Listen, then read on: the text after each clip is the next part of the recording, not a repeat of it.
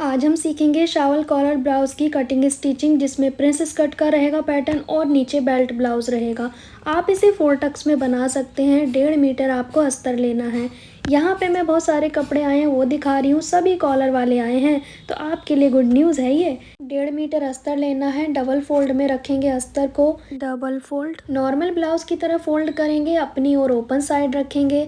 अब जैसे ये प्रिंसेस कट में है तो 2 इंच एक्स्ट्रा लेंगे और बेल्ट ब्लाउज़ भी है तो 1/2 इंच और एक्स्ट्रा लेंगे, क्योंकि बेल्ट में भी जाएगा। टोटल मैं 2.5 इंच एक्स्ट्रा ले रही हूँ। 14.5 लंबाई है तो मैं 17 इंच पे मार्क कर रही हूँ। ठीक है, आप इसे 4 टक्स में बना रहे हैं तो 1.5 इंच एक्स्ट्रा लें, ज़्यादा ना लें। तुरपाई पट्टी अलग से ही लगेगी, क्योंकि प्रिंसेस कट में 2 इंच चाहिए होता है, 1/2 इंच हमें चाहिए बेल्ट में जाएगा, तो छोटा ना हो ब्लाउज़। साइड से किनारी छोड़ देनी है। फुल शोल्डर 15 है तो मैं 1 माइनस करके रखूँगी 14। 14 का हाफ लेंगे, 7 इंच आएगा।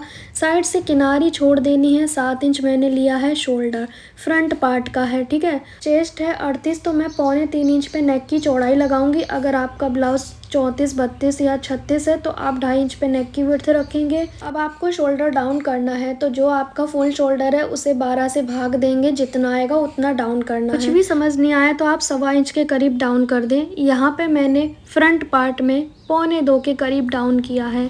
अब हम लेंगे आर्म होल, तो जो हमारा शोल्डर था उसका हाफ लेंगे आर्म होल, तो मैंने 7 इंच पे आर्म होल लिया है, लेकिन ऊपर डाउन वाला छोड़ के। अब चेस्ट साइज कॉलर वाले ब्लाउज में जैसे 38 है तो हम 2 इंच की लूजिंग ऐड करेंगे। वैसे मैं डीप नेक में फिक्स बनाती हूँ, लेकिन ये कॉलर ब्लाउज है तो हम 2 इंच की लूजिंग ऐड करेंगे। प्रिंसेस कट में नीचे की ओर से मार्जिन और ज़्यादा रखना है आपको, ठीक है, जैसे मैंने तिरछा किया है ना। अब हमने नेक की लेंथ रखनी है, तो मैं यहाँ पे नेक की लेंथ 7.5 रखूँगी। ये नेक लेंथ नॉर्मल होती है, इस तरह से आपको मिला देना, कोई शेप नहीं डालनी है। वी नेक बन गया हमारा। अब हमने जो हमारा आर्म होल है उसका सेंटर निकालेंगे। इस तरह से ध्यान से देखेंगे, यहाँ पे जितना हमारा ऊपर शोल्डर है उसमें 1 माइनस कर देंगे, यहाँ पे 6 ले लेंगे। ऊपर जितना है उसमें से 1 कम कर देंगे। ये फ्रंट क्रॉस होता है आर्म होल का सेंटर। अब आपको गोलाई करनी है इस तरह से, ठीक है। अब मैं यहाँ पे कर्व स्केल से गोलाई कर दूंगी। अगर नहीं समझ आए आपको तो यहाँ पे 1 इंच पे आपको करनी है गोलाई, ओनली 1 इंच पे। ये गहरी गोलाई होती है, क्योंकि नहीं तो यहाँ पे कपड़ा बहुत इकट्ठा हो जाएगा। कॉलर ब्लाउज है तो ये इतना ज़्यादा ना हो, इसीलिए तो हम तिरछा कट करते हैं यहाँ पे। अब नीचे बेल्ट का शेप लगाएंगे। आप इसे 4 टक्स में बना सकते हैं, नो प्रॉब्लम। यहाँ से 3 इंच पे मार्क किया मैंने नीचे की ओर से। अब एक सीधा मार्क कर देंगे। अब मुझे इसमें प्रिंसेस कट का भी शेप डालना है। यहाँ से मैं लूँगी 38 चेस्ट में 3.5। अब हम बस्ट पॉइंट लेंगे नॉर्मल ब्लाउज की तरह। मेरे कस्टमर का वर्स्ट पॉइंट है 9.5, तो मैं 10.5 पे मार्क करूँगी इस तरह से। ठीक है, ये हमारा पॉइंट हो गया। अब जो आर्म होल वाला जगह है वहाँ से इस तरह से गोलाई करेंगे और इसमें मिक्स कर देंगे। ये हमारा प्रिंसेस कट का शेप देना है हमको। अब यहाँ की चौड़ाई हमें कैसे निकालनी है। मेरे कस्टमर की कमर है 32, तो यहाँ से पहले 8 पे मार्क करेंगे। मार्क करने के बाद जो उस तरफ गैपिंग है ना, जो मार्जिन वाली साइड पे, उतनी चौड़ी हम यहाँ पे प्लेट डाल देंगे। कहने का मतलब है प्लेट की चौड़ाई निकल आती है इस तरह से। कमर का चौथाई भाग निकालने के बाद जो साइड बचा उसे हम प्लेट में लेंगे और ये वाली जगह कुछ इस तरह से करेंगे, हल्का शेप देंगे। आप चाहें तो ये सेंटर वाली प्लेट भी डाल सकते हैं जो हुक आई बटन की तरफ होती है। नहीं डालनी तो कोई बात नहीं। यहाँ पे इस तरह से मैं तिरछा कर दूंगी, बेल्ट का शेप दूंगी। अब हल्का सा ना इस तरह से लेकर जाना है, क्योंकि जब ये प्लेट की गैपिंग कटेगी तो वो गहरी हो जाएगी। तो हल्का सा मैंने बेल्ट में भी कर्व डाल दिया। मैं हुक्काई वाली प्लेट ज़रूर डालूंगी, लेकिन स्टिचिंग के समय पे। फ्रंट पार्ट की कटिंग हो गई है। ये इस तरह से आएगा कटने के बाद, तो हमारा आर्म होल थोड़ा छोटा हो जाएगा, तो इसीलिए पहले मेज़र कर लेना है आपको कंप्लीट कितना चाहिए। तो मुझे चाहिए यहाँ पे 8.5, तो मेरा आ जाएगा, क्योंकि मैंने सही लिया है। 9.5 मेरा बैठ रहा है तो 8.5 मेरा रेडी हो जाएगा। अब ध्यान से देखेंगे, कुछ चेंजेस होंगे। बैक पार्ट हमने डबल फोल्ड में रखा है कपड़े को। अब बैक पार्ट निकालेंगे तो पहले तो फ्रंट पार्ट की किनारी वाला हिस्सा कट करके हटा देंगे, ठीक है। अब हमने 1/2 इंच बाहर की ओर रखना है और एज इट इज़ ड्राफ्ट कर लेंगे, लेकिन शोल्डर और आर्म होल का निशान हम नहीं लगाएंगे, बस नीचे का और साइड का लगा लिया। अब हमने बैक का शोल्डर ज़्यादा रखना है क्योंकि बैक में कोई गहराई नहीं है नेक में। फ्रंट में तो वी नेक है ना, थोड़ा खुल रहा है, इसलिए हमने 7 लिया था, लेकिन बैक में हम 7.5 लेंगे। बैक में फुल शोल्डर लिया है मैंने। यहाँ पे आर्म होल भी मैंने फुल लिया है। बैक में शोल्डर डाउन करेंगे 1.5 इंच, फ्रंट में 1.25 किया था, यहाँ 1.5 इंच करेंगे, ठीक है। अब उसके बाद आर्म होल ले लिया। ये जो चौड़ाई है ना शोल्डर की, नेक को छोड़ने के बाद नेक तक की चौड़ाई नापेंगे, शोल्डर पट्टी कितनी है उतनी हमने बैक वाले शोल्डर पट्टी को रखना है। यहाँ से यहाँ तक जितना भी आ रहा है वहाँ तक निशान लगा देंगे। शोल्डर पट्टी हमने तिरछे में नापी है, फ्रंट में भी इस तरह से, ध्यान से देखो, इस तरह से जितना इसमें आया है उतना ही हम रखेंगे। अब हमारी बैक की नेक की विड्थ निकल आई, ठीक है। हमें नेक की विड्थ नहीं निकालनी, हमें शोल्डर पट्टी चेक करनी है। अब यहाँ पे आर्म होल मैंने सेम ले लिया है 7 इंच। अब यहाँ पे 1/2 इंच बाहर की ओर तिरछा करूँगी मैं इस तरह से, और गोलाई करूँगी किसकी, बैक आर्म होल की। गोलाई हमें सेम करनी है स्केल को रख के। यहाँ पे हमने रेडी लेंथ का मार्क करना है +1 इंच। बैक में तो सिर्फ 1 ही इंच एक्स्ट्रा चाहिए, हमें ज़्यादा नहीं चाहिए। अब इसको हम शोल्डर पट्टी को चेक करेंगे, जितनी आई है शोल्डर पट्टी उसका सेंटर निकालेंगे। सेंटर निकालने के बाद इसी जगह पे 1 इंच नीचे की ओर जाएंगे, एक सीधा निशान लगाएंगे 1 इंच, ये सबके लिए कंपलसरी है। इस चीज़ से हमें ये पता चल गया कि नेक की लंबाई हमें कितनी रखनी है, मतलब बैक नेक की लंबाई हमारी आ गई है इस तरह से, ठीक है। हमारी 1.25 के करीब आई है। अब मैं इसकी गोलाई कर दूंगी। अगर ये तरीका समझने में दिक्कत आ रही है तो आप क्या करें, स्केल को ऐसे शोल्डर के पास से सीधा रखें, जहाँ पे सीधाई आ रही है वहाँ आप समझ लें कि इस सीध में हमें बैक नेक की गहराई करनी है, ठीक है। इस तरह से भी आप कर सकते हो, चिंता की बात नहीं है, बहुत आसान है, बिल्कुल आसान है। अब इसकी छटाई कर दी हमने। स्लीव के लिए 4 फोल्ड में अस्तर रखेंगे, रेडी लेंथ में 1 इंच प्लस करेंगे, 3 इंच डाउन करेंगे, यहाँ गोलाई का आधा, यहाँ पे बाइसेप्स का आधा लेंगे। अब हमने दोनों निशान मिला के मार्जिन लेना है, फिर गोलाई कर देनी है स्लीव्स की। स्लीव कटिंग की डिटेल वीडियो मेरे चैनल पे है, प्लीज़ आप उसे ज़रूर देखें। इस तरह से गोलाई करके दूसरी गोलाई कर देंगे। 1 इंच के गैपिंग रहती है, गहरी गोलाई होगी स्लीव्स में, बिकॉज हमने ब्लाउज में भी गहरी गोलाई की है ना, इसीलिए। अब हमने यहाँ पे सेंटर कट लगा दिया, जितना जॉइंट आएगा उतना जॉइंट लगा देंगे। अस्तर में हमने इस तरह से जॉइंट लगा के फिर बाद में गोलाई करेंगे इसकी कटिंग, जब ये अस्तर पे रेडी हो जाएगा। अब हमने फ्रंट को रखना है ओपन साइड से, बैक को रखना है बंद साइड से। आप एक चीज़ देखें कि मैं यहाँ पे 1 इंच एक्स्ट्रा मार्जिन लेके कट कर रही हूँ। मैं यहाँ पे स्लीव्स बनाऊँगी प्लेन, और जो बॉर्डर है उसको मैं कॉलर में यूज़ करूँगी, ठीक है। आप चेक कर लें आपके पास पूरा कपड़ा है तभी इस ब्लाउज़ को बनाएं। यहाँ पे मैं इस तरह से रख के स्लीव की कटिंग कर लूँगी, और मैं इसमें कोई बॉर्डर यूज़ नहीं करूँगी क्योंकि मैं थोड़ा यूनिक बनाना चाहती हूँ अपने कस्टमर का ब्लाउज़। इस बॉर्डर से हम शावल कॉलर बनाएंगे, ठीक है। अब हमने स्टिचिंग करनी है, तो पहले यहाँ से कट कर देंगे बेल्ट को ब्लाउज़ से, ठीक है। आप 4 टक्स में बना रहे हैं तो नॉर्मल कच्चा कर लें। तो यहाँ पे मैं इसकी शेप की कटिंग कर दूँगी, इससे एक पफ क्रिएट हो जाएगा, ठीक है। अब आपने ये वी नेक को भी कट कर देना है, स्ट्रेट मैंने कट किया है, कहीं कोई कर्व नहीं डाला। अब इस पे अस्तर वाले को इस मेन फैब्रिक पे रख के कट कर लेंगे। चारों साइड मार्जिन होना चाहिए सभी पीसेस के। अस्तर को जोड़ लेंगे मेन फैब्रिक के साथ, इस तरह से जोड़ना है। उल्टी साइड पे अस्तर को रखेंगे, ठीक है। जैसा शेप जा रहा है वी नेक का जाने देंगे। यहाँ पट्टियों को भी अस्तर लगा लेंगे।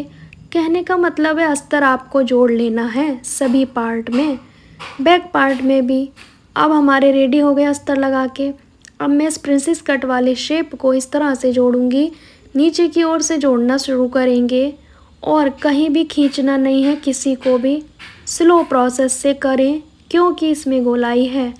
अब हमने ये बेल्ट पट्टी भी रेडी कर ली, इसे भी लगा के कंप्लीट करेंगे। दोनों को इस तरह से पकड़ेंगे और इस पे सिलाई लगाएंगे, ठीक है। ये हमारा इस तरह से आ जाएगा बेल्ट पट्टी।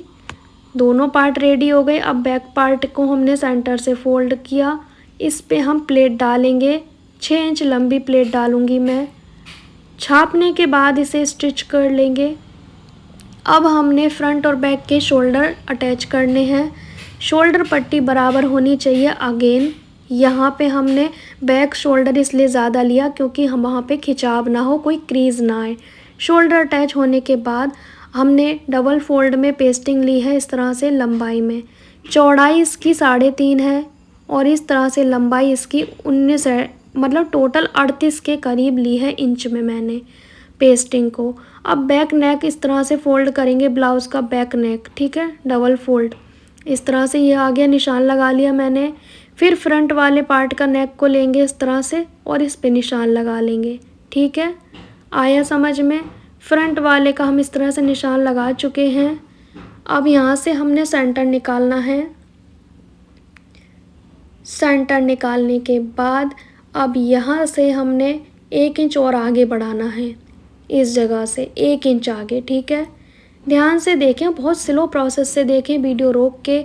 यहाँ पे 0.5 इंच पे निशान लगाएंगे, मतलब हाफ इंच पे सेंटर वाले पॉइंट पे निशान लगाया।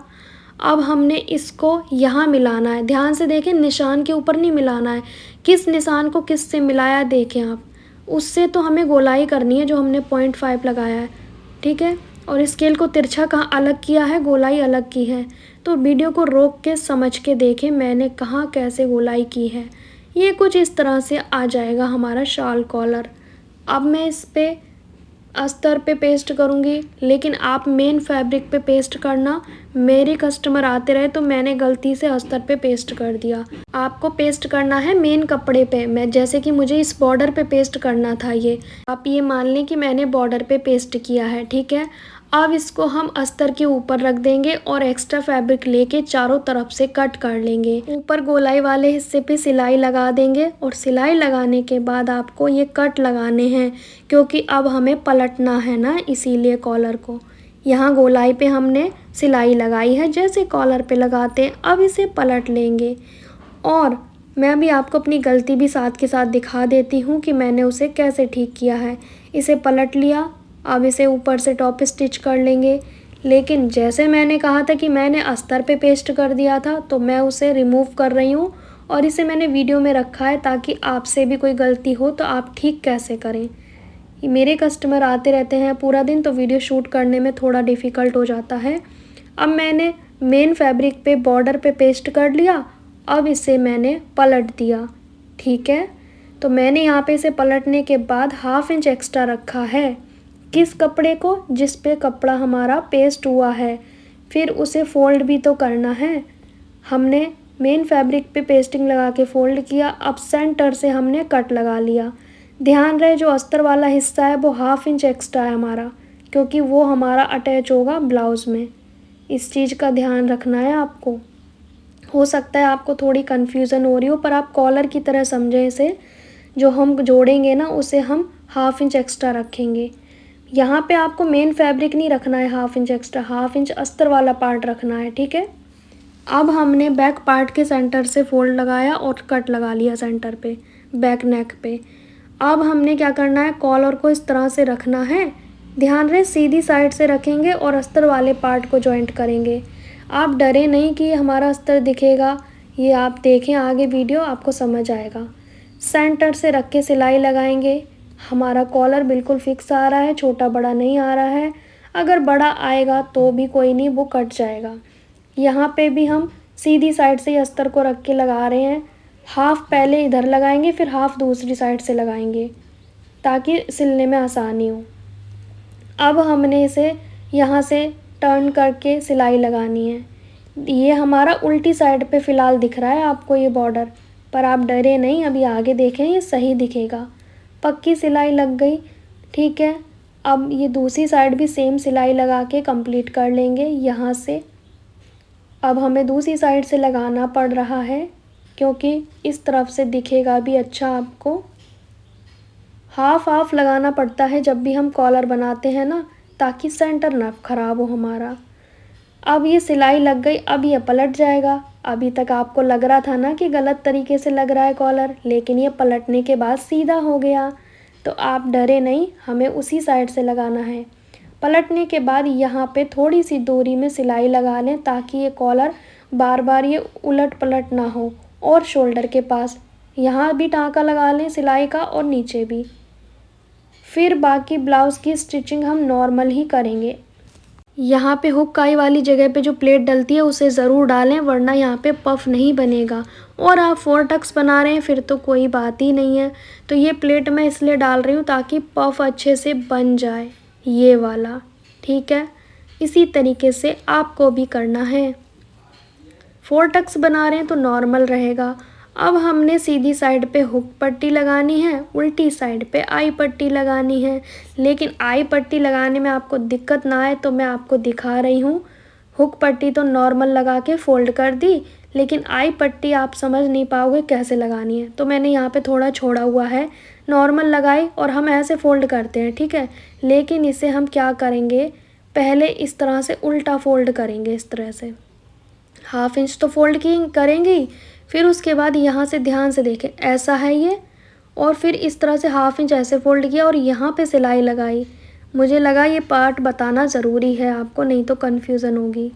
फिर यहाँ से पलट के सिलाई लगाएंगे तो एक कोना बन जाएगा, जो कि शायद आपसे नहीं बनता, इसलिए मैंने दिखा दिया ये पार्ट।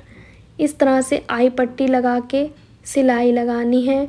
यहाँ पे हमने थोड़ा सा टक करा था ताकि ये कॉलर बार बार उठे नहीं, ये इस तरह से फ़ोल्ड ही रहे, नहीं तो ये डिस्टर्ब करेगा। अब हमने चेस्ट का 4th पार्ट लेंगे। कॉलर ब्लाउज़ में 2 इंच की लूजिंग ऐड करनी है, तभी आपको ब्लाउज़ की फ़िटिंग लगानी है। तो 38 चेस्ट था तो मैंने 40 के हिसाब से लगाया है। कमर में मैंने कोई ऐड नहीं किया, बस चेस्ट पे, क्योंकि कॉलर ब्लाउज़ है ना, वो हल्का लूज़ रखना पड़ता है क्योंकि उसे स्पेस नहीं मिलता है ना चेस्ट साइज़ पे, इसीलिए। अब हमने दोनों साइड से हल्का सा छाँटना है, क्योंकि मैंने बैक पार्ट इस बार कम नहीं किया था ना कटिंग के समय पे। चौड़ाई में भी तो कम करती हूँ ना मैं हर ब्लाउज़ में, तो इसीलिए मैंने छाँट दिया। अब हमने तुरपाई पट्टी लगा ली फ्रंट और बैक दोनों में। फिर एक साइड की तो हमने पहले फ़ोल्ड कर लेनी होती है और एक हम सिलाई लगाते हैं साइड की, तब फ़ोल्ड करते हैं साथ की साथ, इस तरह से। तो साइड की फ़िटिंग कर लेनी है आपको। सिलाई लगाने के बाद कमर चेक करेंगे, मुझे 32 चाहिए तो ये 32 आ रहा है, क्योंकि कमर का साइज़ हमेशा खोल के नापना चाहिए, वरना लूज़ हो जाता है। अब हमने स्लीव अटैच कर देनी है, जिस साइड की स्लीव है। यहाँ पे बाइसेप्स का आधा लेंगे और फिर नीचे गोलाई का आधा, फिर दोनों निशान को मिला के सिलाई लगा देंगे और फिर आपको स्लीव अटैच करनी है नॉर्मल ब्लाउज़ की तरह। आर्मोल आप देखें मेरा 8.5 आ रहा है, जितना मुझे चाहिए। स्लीव का आर्मोल, ब्लाउज़ का आर्मोल सेम होना चाहिए, तभी हमारी परफेक्ट स्लीव बनेगी और परफेक्ट ब्लाउज़ बनेगा, कोई क्रीज़ नहीं आएगी। यहाँ पे जॉइंट से जॉइंट मिला के रखेंगे, शोल्डर और स्लीव का सेंटर मिला के रखेंगे। कहीं से भी स्लीव लगाना स्टार्ट कर सकते हैं, कोई नहीं, मैं एक स्लीव लगा के आपको दिखाई देती हूँ। वीडियो काफ़ी बड़ा हो गया है, अगर आपने यहाँ तक देखा है तो कमेंट तो ज़रूर करना कि आपने यहाँ तक देखा है कि नहीं, ठीक है। इस तरह से स्लीव को अटैच करेंगे, जॉइंट से जॉइंट मिलाएंगे। जब आर्मोल दोनों बराबर है तो स्लीव छोटे होने का तो कोई चांस ही नहीं है, ठीक है। इस तरह से आपको स्लीव अटैच करनी है। आर्मोल मेज़र करना बहुत इम्पॉर्टेंट है, आपको कोई अंदाज़ा नहीं लगाना 5 लें 7 लें 8 लें, गोलाई नापनी है आपको। वो गोलाई कैसे कवर करनी है वो आप पे डिपेंड करता है। यहाँ पे शावल कॉलर ब्लाउज़ की कटिंग स्टिचिंग कंप्लीट हो गई है। सेंटर से सेंटर मिले हैं, प्लेट से प्लेट मिली है, बेल्ट से बेल्ट मिला है, सभी कुछ बराबर होना चाहिए। शावल कॉलर ब्लाउज़ की कटिंग स्टिचिंग कंप्लीट हो गई है। आप इस कॉलर को ब्लाउज़ में, सूट में, कुर्ती में बना सकते हैं सेम मेथड से, ठीक है।